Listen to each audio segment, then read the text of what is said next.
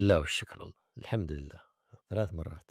إن اقتصاد الإمارات قاعد يتطور من الحسن إلى الأحسن، و ويتطور بحيث إنه أقول لِك أصبح الآن الاعتماد على البترول يعني أقل من 24%. زين؟ ف يعني هذه نظرة الحقيقة مو موجودة في دول الخليج إلى الآن. بعض الدول عندها 60%، بعض الدول 90% اعتماد على البترول.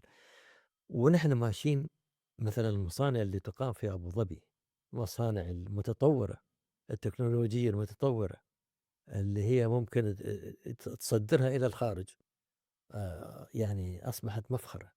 فالاعتماد على الصناعة، والآن توجه سمو صاحب السمو الشيخ سلطان إلى كذلك الزراعة والمنتج والأمن الغذائي. الغذائي، نعم. وهذا شيء بعد جانب مهم جدًا. فأنت لمّا يكون عندك الحمد لله تكامل في كل شيء ما تحتاج للخارج.